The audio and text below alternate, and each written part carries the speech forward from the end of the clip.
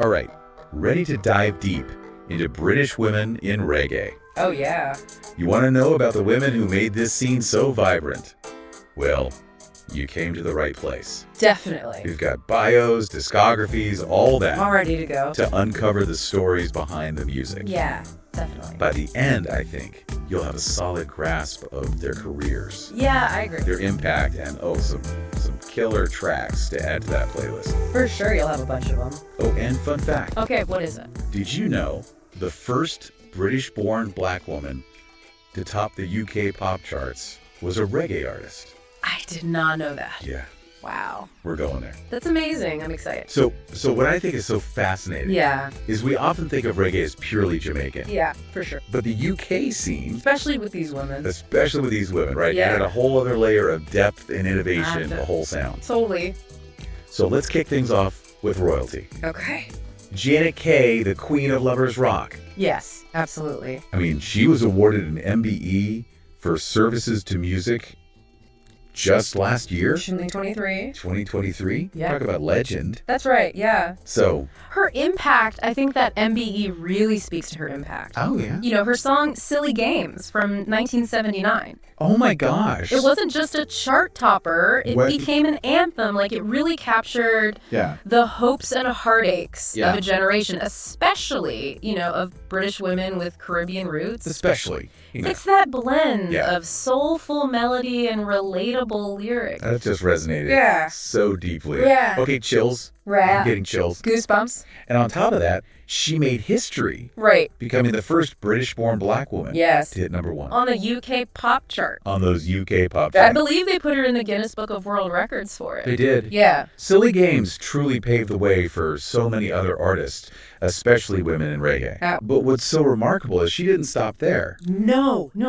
She has acted. Oh, wow. She has written songs. That's right. She's even become like a creative entrepreneur. Amazing. I mean, 45 years in the music industry. 45 years. Wow. And still going strong. Yeah. It's a testament to her talent and dedication, for sure. She's like the Energizer Bunny of reggae. Yeah, she is. Okay, we've talked about the Queen, Okay. but there were other incredible women making waves. Right, absolutely. What about Deborah Hay Glasgow? Another powerhouse. Yes. In reggae and lovers rock, for sure. She's another powerhouse. absolutely But- blends traditional reggae with Oh. these like fresh Yes. modern sounds. She emerged during a time Yeah. when women were fighting for equality. And empowerment. Yes. Yeah. You hear that Oh, strength and resilience there. in her music, too. Totally. It wasn't just like love songs. Right. It was about like owning your narrative. Yeah. Yeah. I think her 1986 hit Champion Lover is a perfect example of Right. that. Yeah. It's produced by Gussie Clarke, which is interesting. Okay. Gussie Clarke is, you know, a legend in Jamaican reggae. Yeah. So you see, it kind of shows this, like, Yes. cross-pollination of talent and influence That's between the UK and Jamaican scenes. So we've got a hit-making producer. We've got a catchy tune. Right? What made Champion Lover resonate with so many? It's empowering. It's such an empowering anthem. The lyrics speak to, like, overcoming challenges, Yeah. not just in love, but in life, you know? Yeah. You can feel the energy, the drive to push forward. Oh, I need to get some Deborah Hay Glasgow on my playlist. Yeah, me too. ASAP. For sure. Where do I start? Her self-titled debut album Okay. from 1989 is a great place to begin, I think. Okay. You'll find Champion Lover on there, Okay. along with Don't Stay Away, another gem. Gotcha. Then there's Profile. From 1992, it's got hits like Stand By Your Man and You're My Sugar. Wow. And then if you want like a deep dive into her lovers rock sound, Oh, okay. strictly lovers rock. From 1995, a must listen. Noted. Okay. Yeah. Now we've got to talk about some other names on our list. Okay, who do we have? You mentioned Jean Adebombo. Yeah, so she's best known for her lovers rock hits, Paradise, Reaching for a Goal, and Pipe Dreams. Those titles alone just transport you back to that era, don't they? Right, totally. And what's really cool is after her music career, Yes. she went back to being a health visitor. It's true, she did. Well, it's like a whole other life outside of music. Yeah, that's right. Right. We also have Sonia Ferguson and Susan Cadogan on our list. Okay. Any quick highlights? Well, Sonia Ferguson did this amazing cover of Smokey Robinson's Oh Baby Baby in the late 70s. Oh, wow. Kinda like bringing some Motown vibes into the reggae scene. Fusion is always so interesting. Right? And Susan Cadogan. She's known for her soulful reggae. Okay. Definitely check out her albums, Okay. especially The Girl Who Cried and Hurt. So good. Amazing. Yeah. So Yeah. we've got Janet Kay, Deborah Hay, Glasgow, Yes. Jean Adebombo, Mm-hmm. Sonia Ferguson, Susan Cadogan. Wow, what a list. These women are all so incredibly talented. Yeah. But their contributions to reggae, especially lovers rock, go way beyond talent. Right. What makes their impact so significant? They brought a fresh energy and perspective to the genre. Yeah. You know, lovers rock, as a subgenre, Right. really resonated with women. Yes. It was romantic, emotional, and it often dealt with themes that Yeah. were directly relevant to their lives. And these women, They were at the forefront Yeah. of that movement. they were shaping the sound. Yeah, they were shaping. And pushing its boundaries. They really were. Yeah. Totally. They were expressing their own experiences, desires, vulnerabilities. Yeah. And it was that authenticity that connected with people. And you can't underestimate, I think, the influence of their British background. Right. They were exposed to soul, pop, even punk, Yeah. which they then infused into their reggae. Right. It created this really unique Flavor. yeah, this British twist on a Jamaican genre. It's true. It makes you think about the challenges Oh, yeah, absolutely. they must have faced.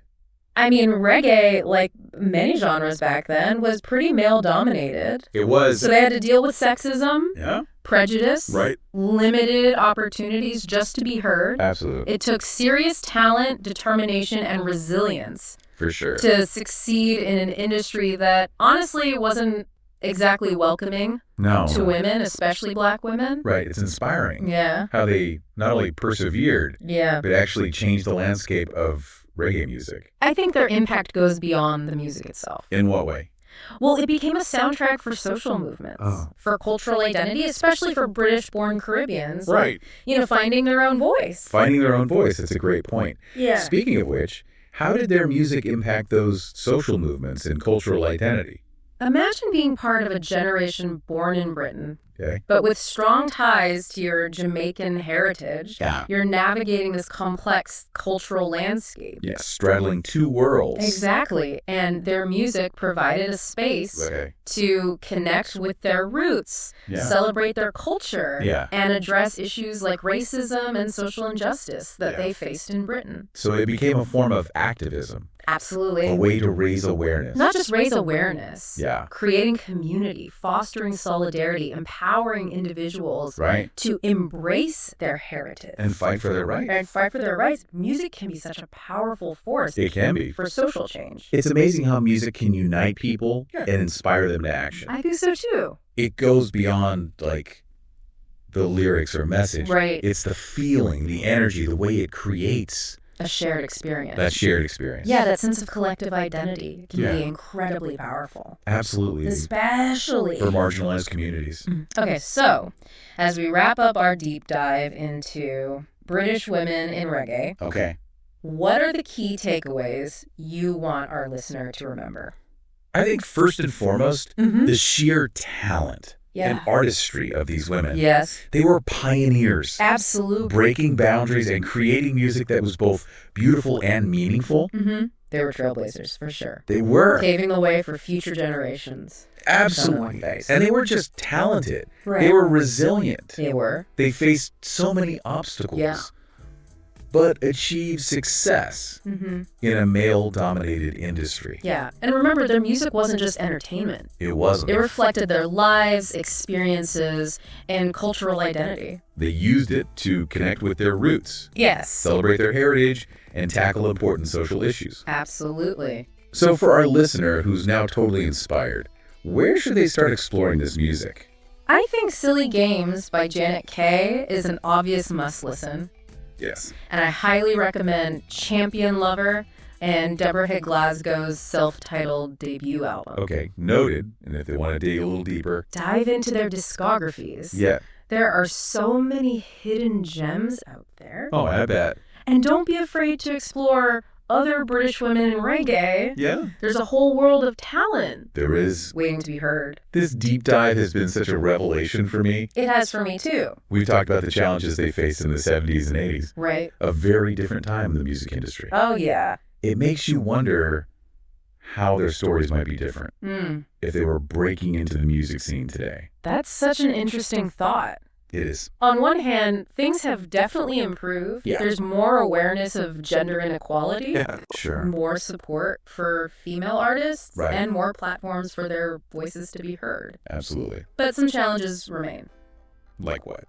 Well, we still see a lack of representation of women in certain genres, Yeah, including reggae. that's true. There's still work to be done Definitely. to dismantle the systems that privilege men over women in the industry. So progress has been made, but we're not quite there yet. Exactly. I think it's important to keep supporting female artists. Yeah. Celebrating their achievements and amplifying their voices. Right. Their stories are important. They are. Yeah. This deep dive has been such a journey, It has. and I'm sure our listener feels the same way. It's been my pleasure Oh, the pleasure's all mine. sharing this with you and our listener. I agree. Hopefully it sparked a curiosity It did for me. to explore this vibrant corner Yeah. of music history. And maybe even sparked a whole new wave of appreciation That would be to amazing. these incredible artists. Their legacy is so rich and deserves to be celebrated.